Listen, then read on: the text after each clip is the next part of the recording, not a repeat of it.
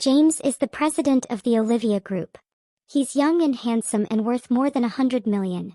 Baddies have affairs with him in droves. But he couldn't care less about them. His heart and his eyes belong to no one else. Others tell me that I am finally settled and grateful. He has always been waiting for someone, only I know that. The love of his life. But that person is not me. It was July and the summer was hot. James' mother had been nagging us recently. She ordered a dakakin from the maid, a type of fried flat cake made from some unknown folk recipe. I used to drink the stench-ravaged dakakin over them to bear a son for James. Now though, just to look at it made me nauseous. James and I dated 4 years in college and had been married 3. I followed him from nothing to new business tycoon. We are unbreakable partners professionally. We personally are a very affectionate and loving couple. We are known as legends in the industry. Even the presents from our partner companies are jade-carved branches of love-bound twigs representing a sweet couple. I agreed with you until yesterday. Until last night. After drinking the fertility-boosting medicine my mother-in-law sent, I was so flustered I couldn't sleep. The words James and back flashed across James' screen. I, who was still always completely certain about James, managed to launch the chat history. The conversation between the two began for at least years. James, it was the girl who initiated it. James, long time no see. I understand you've got a new girlfriend. She's a very beautiful girl. Congratulations. James, I heard you got hitched. Wish you happiness. I heard you made your first pot o' gold in your business. That's amazing. James was distant at first, and most of the time, it was the girl who initiated the conversation. Until last September. The girl typed in a hurry. James, I had a car accident. Where are you? I'm so scared. After barely a few minutes, James replied with an unreadable tone. Where are you? When I saw this, my heart sank. Last September was our wedding anniversary and I remembered. I invited a lot of business partners, relatives and friends to join the celebration. Right before we went on stage, James suddenly said that his friend abroad had a car accident and he needed to go and take care of it. Then he left me in a hurry. I wanted to stop him. But all I could see was his panicked back. I made myself get up on that stage. The people below could skin me alive with their perplexed eyes. It was the first time my well-behaved James made me feel embarrassed. In later years I wasn't without doubt. But jokes his good friend William made and attention his good friends including also William diverted. So it was this girl. James didn't care about how I felt, he just wanted to see her. And by now I was too afraid to look further. My hands were shaking, my whole body feeling as if it were in a nice cellar. I had just pinched my thigh so hard, doing my best to calm down when I continued scrolling. Since September that chat has grown more frequent between the two. The girl would show her artistic creations to him proudly and James would provide comments that were brief but serious. When the girl's birthday would come, James would fly across the country to take her out and donate prepares for wrestled gifts. At this point I was already sobbing. I glanced back at James, sound asleep in their bed. I was repulsed for the first time ever by his handsome face. And everyone knows that James absolutely spoils me rotten. I feel like he wants to show me his heart. He wasn't doing great when we were freshmen. He held down 3 part-time jobs to save up money to buy me a present. He was so thin after a month. When I experienced a stomachache while on my period, he ran through 3 streets at midnight in the rain to get me painkillers. He cooked this dish for me many times and his hands were splattered with oil as he made it for me when I wanted to eat this snow-covered bean paste from my hometown. After we graduated from undergrad, he snuck and bought a diamond ring and proposed while we were at the playground with the catkins flying. I cried tears of joy and nodded under the blessings of our classmates. That this James who treated me so well, who loved me, betrayed me. My heart was bleeding. Coming to my senses, I repelled the decoction the maid pressed on me. Then James' mother came downstairs in her pajamas. When she saw that I hadn't drunk the medicine, her face darkened. Olivia, you and James have been married for 3 years with no kids. Listen to Mom, this is for your own good. Would you not like to have a nice sweet child from James? Again next I thought James' mother words, it's you. I visited throughout checkups, trained Chinese herbal medicine and tried folk recipes, all for the purpose of having a toddler with James. As a result, I experienced a pain a lot, but they were useless. The scariest part was that I was literally going to keep doing that in the previous 3 years into my marriage. My edges were smoothed out. The Olivia that once ran wild was dead. What remained was a domesticated, selfless Olivia. I was suddenly shocked. Mom, I think Jane should get a physical. James' mother suddenly burned. Olivia, I really didn't expect you to be such a woman. What could go wrong with James? You're really too selfish. Came up with a stupid pretense only to skip taking the medicine. Then came a barely perceptible whisper. She's really not that good compared to Sophia. My heart skipped a beat. Sophia? James had a vague relationship with a girl, known by her first name, Sophia. And then it dawned on me that they all knew. Sophia had told James' mother and had told James' friend, William. They treated me like an idiot, holding me in contempt while being toyed with by James. Reality slapped me hard. I survived accurate third-generation mutual proof. But all I got were ingrates. All of James' mother, William and James were. The sound of the door opening released the tension in the room. James wore a straight royal blue suit, deep-set eyes, glowing face. He frowned in comprehension as he saw the Dukakian in the maid's hand. Mom, I said it. Don't give these to Olivia. James' mother pretended to be humble towards me and smiled kindly. What's just for Tony? Fine your bodies. If you don't like it, it's not important. James just pretended not to hear her and stopped for a quick second before throwing his arms around me. His cold eyes softened. Olivia, did you miss me? I even got your favorite mung bean cakes. There was sincerity and excitement in his amber-colored eyes. He appeared to be a puppy pleading for leash.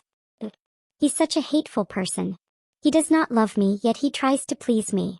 I lay in his wide, warm embrace in the middle of winter, with his hands and feet cold. At night he would wrap his arms around my waist and kiss my neck. And in a little desperation I called to him to stop and said, James, I miss home. Will you come back to Northeast China with me tomorrow and visit my parents? My tone held an aching disappointment that James couldn't grasp. That day was the day the woman was returning to the country. As long as James was willing to accompany me, I were able to pretend that everything. My daydream was interrupted by James' slightly hoarse voice. Olivia, sorry, your company is very much busy these days. Can we go in a few days? His voice was indifferent, but his eyes had affection, if not guilt. Felt like I was having some weird expectations. After enough time had passed to where I finally warmed up because of the fantasy, soon my heart would gradually settle down, no crinkled disturbance, only ripples. I heard myself reply numbly. I did not sleep a wink the entire night. The next morning, I felt him softly kissing the middle of my brows, before tiptoeing out of the room. My nose twitched. What the hell was he trying to do? He is all like, I have always been a loving person and if only you would have loved me back. But he should have told me that he loves someone else before I even opened my heart to him. An hour later, I donned my tracksuit and a peaked cap and tailed him incognito. To evade detection, I flagged down a passing car. The driver winked knowingly at me and looked like he pitied me, so I was upset. In a similar fashion, we followed James' car to the airport. James was smiling as he guided the girl to a nearby five-star hotel. A suffocating silence enveloped the car. I saw the driver's mouth opening and closing, as if she had something to say but couldn't get it out. I couldn't care less. I paid the fare and followed the two ahead of me. You needed a key card to access the hotel elevator. The elevator was stopped on the 7th floor, and I decided to take the emergency exit and walked up step by step up to this floor. Sweat dampened my pale face. I awkwardly leaned against the stairwell door and watched James kiss the girl for what felt like an hour until he finally opened the door, but not before the door subsequently slammed closed. I'm not sure whether it was because the hotel air conditioning was on low. No matter that it was the hottest days of summer. I shook and my teeth knocked together involuntarily. My heart full of despair, I wobbled back home. James' mother was relaxed in a rocking chair. When she saw me back, she was fast to remind me, Olivia, don't forget to drink the medicine. It works better with the heat on. I also scheduled an acupuncture appointment for you in the afternoon. Don't forget to go. I hadn't had breakfast since I woke up. My stomach was empty. I searched around, but there was nothing apart from the Dukakian to eat. Hearing her words, as I recalled the bitter, unpalatable taste of the Dukakian and the sharp poke of the thin silver needles as they pricked my skin, my heart stirred suddenly with a burst of anger. What remained in my heart was hatred toward this mother-son duo. I didn't answer her. So I went to the storage room to get a handy axe. Then went into the kitchen and slammed down hard against the clay pot that held the medicine. Followed by a cracking sound, the medicinal juice of the clay pot was splashing everywhere. I felt satisfied looking at the mess on the floor. I had coped with the nausea and been subservient to James' mother, for James' sake. But now I wanted no part of it. James' mother was shocked by the sound breaking and turned her head in disbelief and looking at me. "Olivia, you are really crazy," and I sneered. And crazier stuff was yet to come. I shoveled the collection away, grabbed the axe and walked to the end of the second floor to the storage room. This was off limits in James' house. James was very soft with me, but he simply would not let me go in this room. He had made my trust in him worthless when I had once always respected and trusted him. The door lock broke with a clanging sound when I swung the axe hard at it. It definitely had not been broken before. As prepared as I was mentally, what I actually saw burned my eyes. The darkened room was lined with intimate photos of James and Sophia. In the photos, James appeared boyish and energetic and Sophia was light and dainty. From afar they appeared to be the ideal couple. So it was a love from their own youth. I was a blind and stupid fool who didn't know my place and got in the way of a pair of lovers. My mother had followed James after realizing she could not hide it from him any longer, and sneered at me triumphantly. "I'm not kidding. Sophia is beautiful." Back then, she and James made an admirable pair. If it weren't for articulate words of triumph fell as neglected leaves through the air, I sliced her, interrupting, swinging the axe. The blade sailed past her cheek and buried into the pale wall. James' mother was so scared she fell to the ground and crawled out on all fours, whispering with trembling lie. "Crazy, she's really crazy. Crazy maybe?" James's mother was terrified of me and didn't want to leave her room. I bet she was shaking like all in James. But James would likely not reply.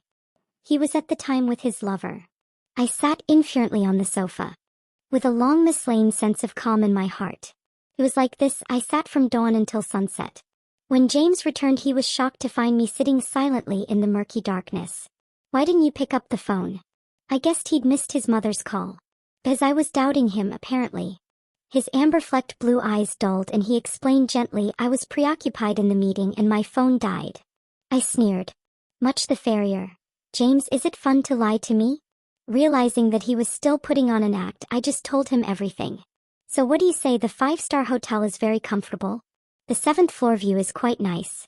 Color immediately drained from his face. And his Adam's apple bobbed. I heard him with his hard voice, "Olivia. Sophia has just come back to the country. I have to take care of her." I thought I had completely lost interest in James, but hearing Sophia blurted out from his mouth reminded me to cry like a broken bowstring.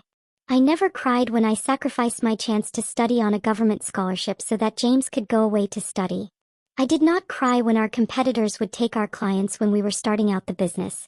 I didn't cry while I was relentlessly tormented by James' mother because we had no child and 3 years of marriage. But now, it seemed like the tears were trying, through deafening silence, to scream out every grievance from all those years. 7 years. 7 full years of my life gone. "James, do you have a heart at all? You could have just told me you don't love me. Why did you lie to me? I am not deserving of your honest, sincere treatment." James embraced me with a look of agony. His arms were made of steel and there was no pulling out on my part. I saw his eyes were red. "Olivia, I love you." I snorted and pulled on the corner of my mouth. "James, quit grossing me out. Let go, let me go." I fought back fiercely and eventually clamped down on his arm. He hissed with pain and dropped me. "James, if you're indeed a man, divorce me immediately and marry your Sophia. Don't dirty my eyes." I threw it as best I could and grabbed the suitcase I had packed ages before, then headed to the door. Instead of chasing after me, James's mom came out of the room and stopped him. I could still hear a blur of complaint from James' mother. James alone by the time I reached the door of the villa. "She's a lunatic." I didn't hesitate for a moment and walked out. James was indifferent even though he had received the divorce agreement. In response to my urging text messages, I only received pleas from him to turn back. Less a word, a silent battle started to tug back and forth between us. One day during a company meeting, a flower delivery rider walked in with massive bouquet of bright blue roses. The blue roses were rare, lovely, and costly. Like James' agape love for me, beautiful on the outside, but a very short flowering time. A director and at one meeting after another an assistant praised. "These roses are so beautiful. James is really thoughtful." James and general manager Olivia are extremely cuddly. They've been married 3 years and act like newlyweds. After all, they are a couple who bootstrapped. They are not like the others. I chuckled, self-declared dishonesty. A couple who started from the start. It was just a joke. Compared to his childhood sweetheart first love. It was nothing. I grabbed the bouquet, threw it in the trash can, and calmly announced that James and I were getting divorced. Don't worry, everyone. The equity has been assigned. And it will have little effect on the company. With that, I left the meeting room, ignoring stunned looks from everyone. I wanted to go to his villa and have a real showdown with James because I was sick of his boring tactics. I tried to punch in the password as I stood in front of the villa. But it kept showing an error. I was so mad I could hardly laugh. I called James. Drew. When she answered the phone, a sweet girl voice came out. Hello, who is this? Open the door. It appeared to be the first time the girl on the other end of the line had reacted. Is that Sister Olivia? The image may have been brushed off as a flimsy way to put a face on it. A fairy tale, a lame sitcom, like a way to prove James and I are not convenient right now. Hearing the beeping sound on the other end of the phone, I switched off my mobile phone. What a joke. Did they think I'd been sitting on my ass all these years? I didn't have much else, but I had strength to burn. I collected some appropriately sized stones from the flower beds surrounding the villa. I paced around the front of the villa from the side, and bombed the stones upward, targeted on James' bedroom. I was pleased to hear both shatter of glass and the scream of the woman. Since one stone wasn't enough to make a statement, I tossed a few more up. Presumably, they felt my gift was acceptable. And I was invited inside the villa. James approached me, tried to get close, and I slapped him. Did you change the password? James was stunned. With that, he abruptly turned around and glared at the pitiful Sophia behind him. Olivia, as long as you're in comeback, you can set any password you want. His expression changed as Sophia stood behind him. I glanced around, and all the insides of the villa had been renovated.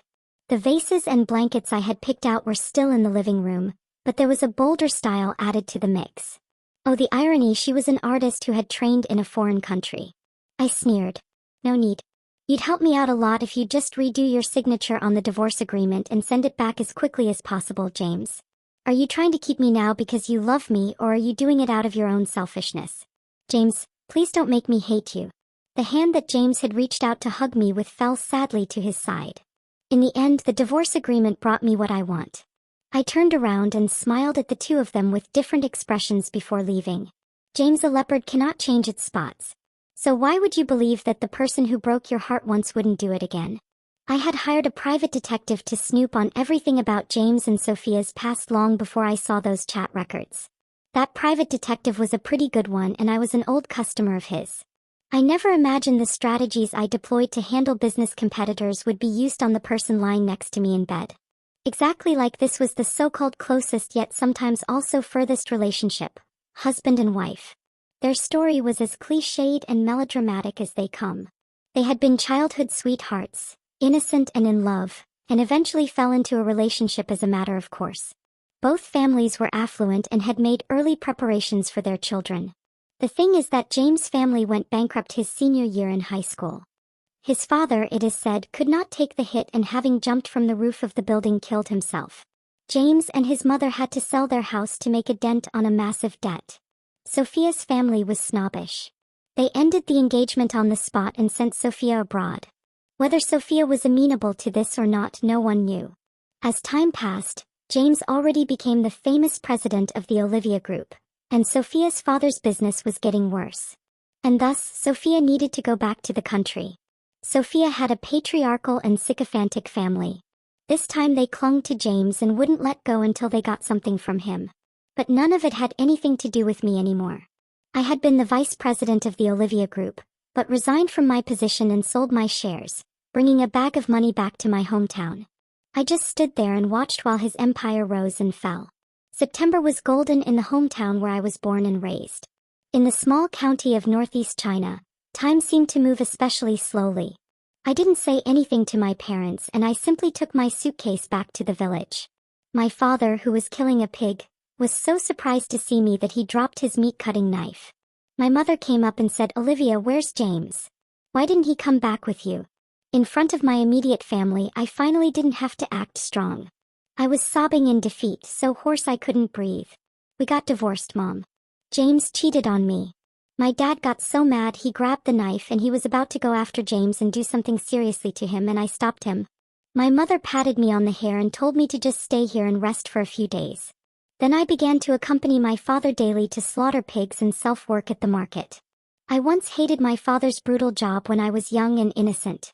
However, the years of slaughtering and carrying pigs one after another have made me stronger than ordinary people and free from being bullied during the years of my drifting outside. When I was young, I was ambitious. I just wanted to make money. I wanted to prove myself. However, once I had it all under control, fell in love with the rural life of chickens and dogs. As my life was slowly turning leisurely and stable, a flash Bentley pulled up to the village, with an air of celebrity. Or more precisely, it's over my house. Out stepped a ruggedly handsome man. There was a dimpling of his cheek when he smiled. When he first laid eyes on me, he clasped my hand tightly as if we were family members estranged for decades. "You are Olivia, the VP General Manager? I've heard so much about you." I hated him because of his slick tone. I already knew pretty well what he wanted. I had been competitive since I was a teenager and always wanted to be the best at everything. Even after graduating from a prestigious university around the world and looking to start a business, I was not about to be just James' little shadow. James was a computer whiz who knew nothing about the world. These were all the client resources of the Olivia Group, which was alone and controlled half of the company, and the planning department alone took on half of the work, and had kept good relationships with the key people in the R&D department.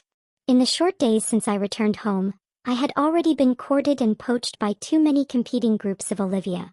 But I didn't mean to pile on poor James when he was down, so I turned them down. "I can see what you're trying to do, but I'm not going to agree. Please leave." The man blocked my way. "I am not someone who is chasing after those potential client resources you have. So I am not a general manager Olivia hater. I admire you a lot, based on what I've heard about GM Olivia in the past. Our company is still in development. Should you be kind enough to appreciate me, I will part with 3 of the company's shares. We may have some coping business with the Olivia Group, however, not by any means. It will not be an issue for the Olivia Group." Maybe it was his earnest eyes that made me think he reminded me of James when I first met him. I was moved by him. I bid my parents farewell and went back to a hectic life. Each day I opened early and closed late, like I was back in the scratch and sniff days of building a business. A bunch of youthful young people were racing against time, whatever it took. It was on our company's best-selling day, when I glanced at the news of the Olivia Group's president's remarriage from the cell phone. The bride was, not surprisingly, Sophia. Without knowing it, the words that once left the mouth of Jane's mother, "She's not really as good as Sophia," popped up in my head. I snickered, imagining with a tinge of anticipation and a tinge of schadenfreude what the mother-in-law-daughter-in-law dynamic would be like between Jane's mom and Sophia. Maybe even God couldn't put up with Sophia. A few days later I got complaints from more than one of the Olivia Group, people to whom I was known. "James is really crazy. He puts Sophia, who knows nothing, in charge of the planning department. Sophia takes decisions rashly without giving thoughts and has angered and offended several old clients. The general manager must sue the clients and cope with Sophia simultaneously. He's totally overwhelmed. The entire company is in disarray." I smiled and told the human resources department of our company to publish more recruitment information recently and better treatment. As we were in a growing company stage, we would accept as much experienced employees as we could have. I'd said I wouldn't go after people working for James. But I couldn't prevent people from abandoning ship voluntarily. Indeed, a month later, I met all my old friends in the company with the excellent former manager of the planning department of the Olivia Group. I encountered James again at the party for my promotion. Thanks to my superior skills and keen perception, I often guide the business to wise decisions. The company's board of directors met and promoted me to president, one level above where I was in the Olivia Group. I treated myself to a major victory celebration, inviting all employees of the company to the biggest local party and team-building venue. In the middle, I visited the restroom to wash my hands and overheard a recognizable deep voice.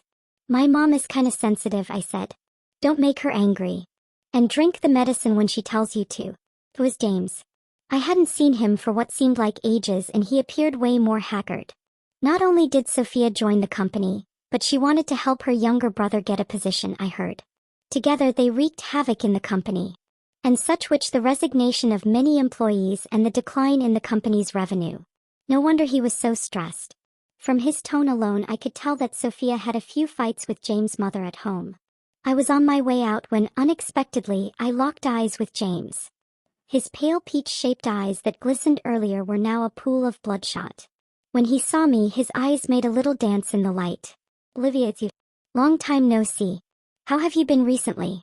I miss you so much. As he spoke, he came close as if to hug me. I grabbed the mop next to me and shoved him to the side. James, you're a married person now. Please stay away from me. You disgust me. James stared at me, incredulous. In that instant, a voice rose behind me. Olivia this month became president of Cada Group. James doesn't deserve her, really. It was Julian, the man who came to the village to look for me. I later found out that he is one of the directors of Cada. James' face darkened. Who the fuck are you, the new boyfriend? Read this one instead, or what right do you have to talk? Julian found it humorous and winked at me. I'm Olivia's fiancé. I caution you to avoid her. He stressed the word fiancé and a livid expression crossed James' face. Then I took the arm of Julian and we walked into the hall, without looking back to see which kind of face James showed. I walked a little way before loosening my grip on Julian's arm, smiled saccharinely and thanked him. Maybe because I was all the way in the north, away from the jeopardy of James' mother's folk remedies. Or maybe it was the fact that I had a successful career and my already beautiful face was just more beautiful.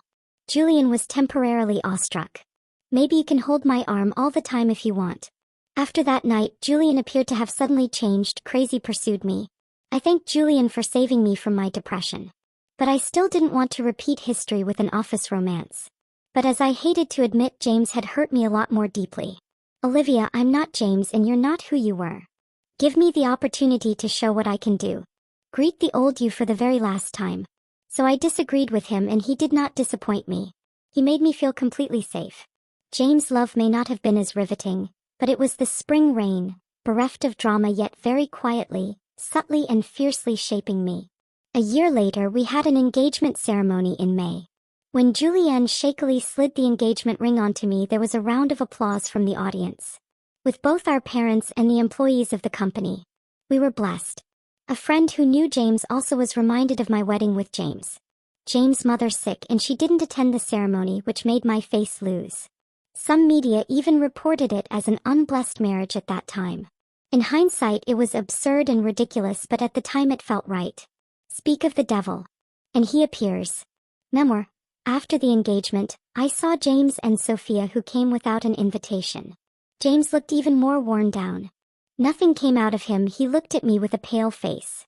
But Sister Sophia said to me with triumph, Sister Olivia, I'm carrying a child from James. And you're engaged too. It's actually a double-barrel celebration, right? I've always had no qualms about being blunt with such bothersome human beings. Out of fear her tiny brain wouldn't understand me. Who's celebrating with you? Did I invite you? Get out. The guards who heard the ruckus barked and pushed him away.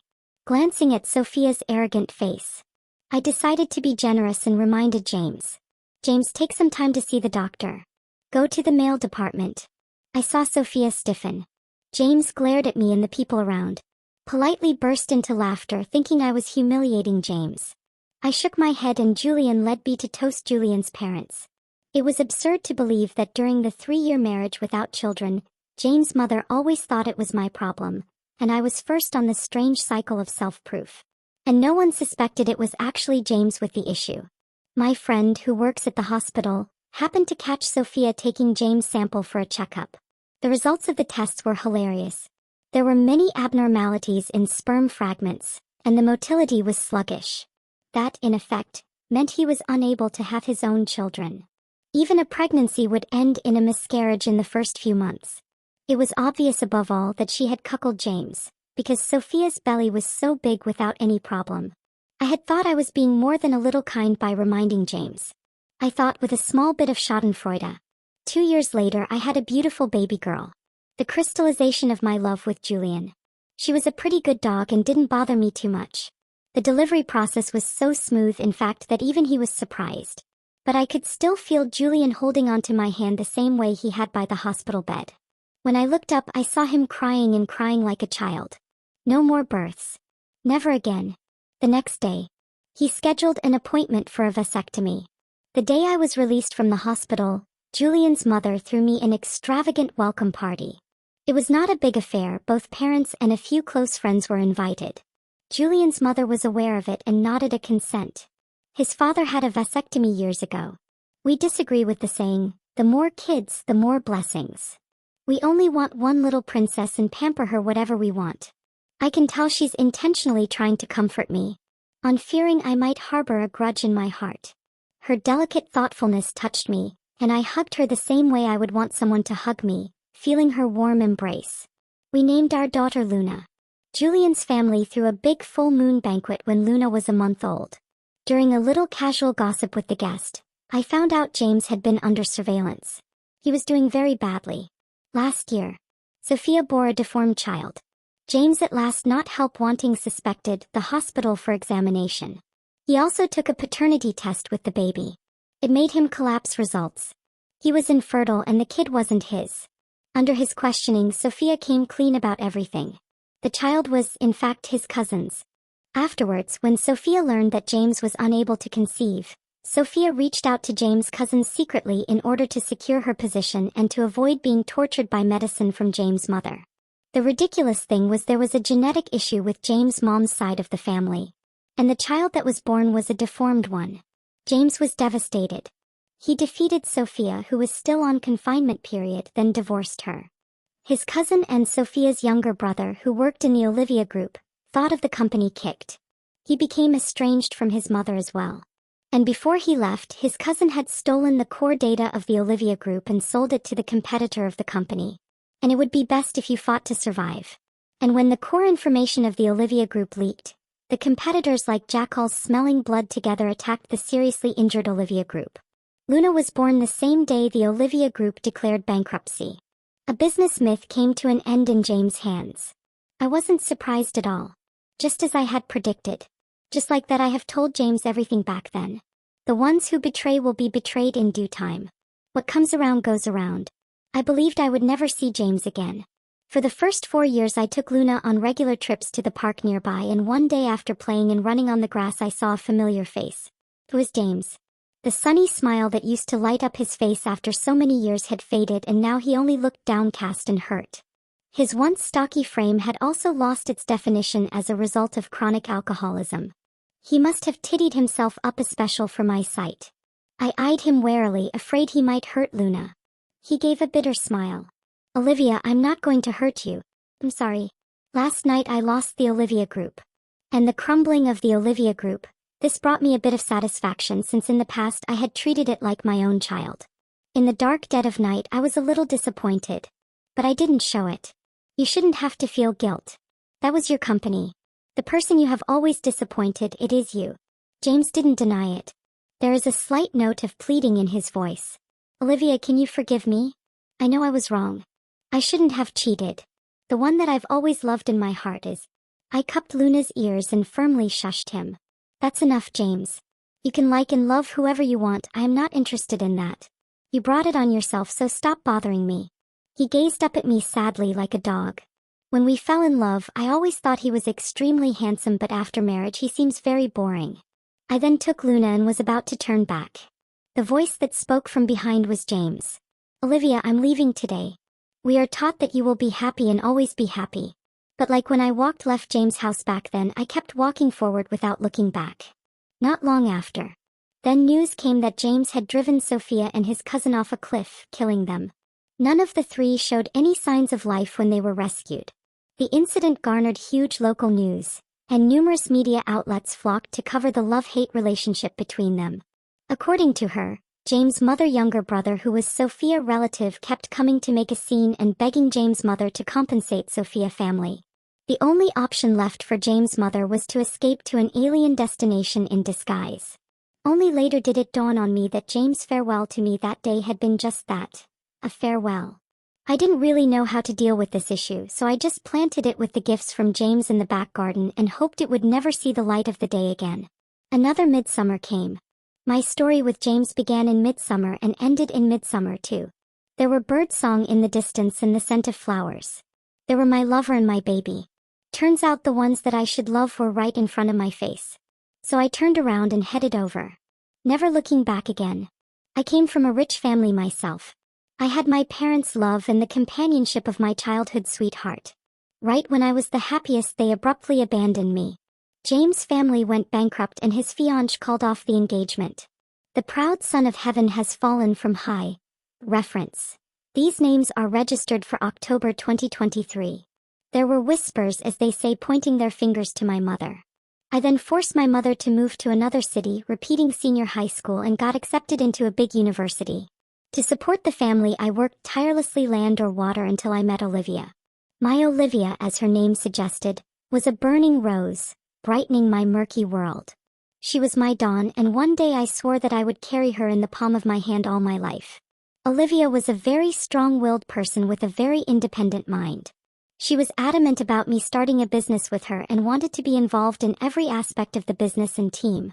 Once, after I drank with clients until 3 in the morning, I noticed her smiling brightly as she leaned in my arms. At that time I was thinking how fortunate I was to meet such a lovely girl.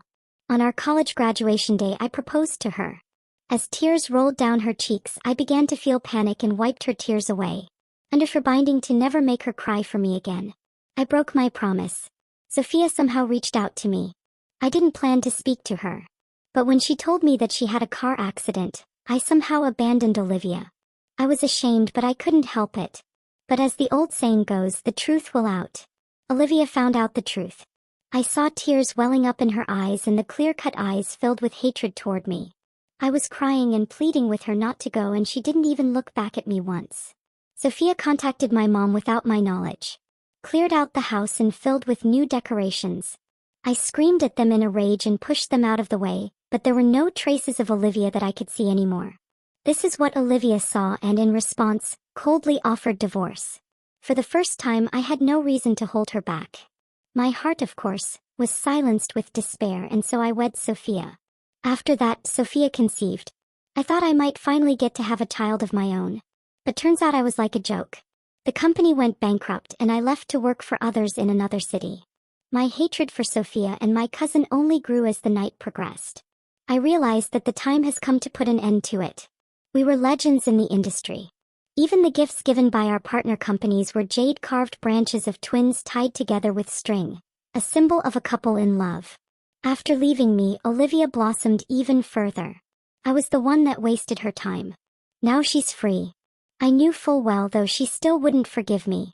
I stalked Sophia and my cousin for 3 days before I saw an opening, left Olivia and jumped. I saw the terror in their faces when she drove the car over the head of the cliff. In my heart I felt a delicious sense of pleasure. Olivia, from now on there will not be a single human in this whole world who will make you suffer. I found myself back in my college days in a daze. Olivia was staring at me like a flower at the time.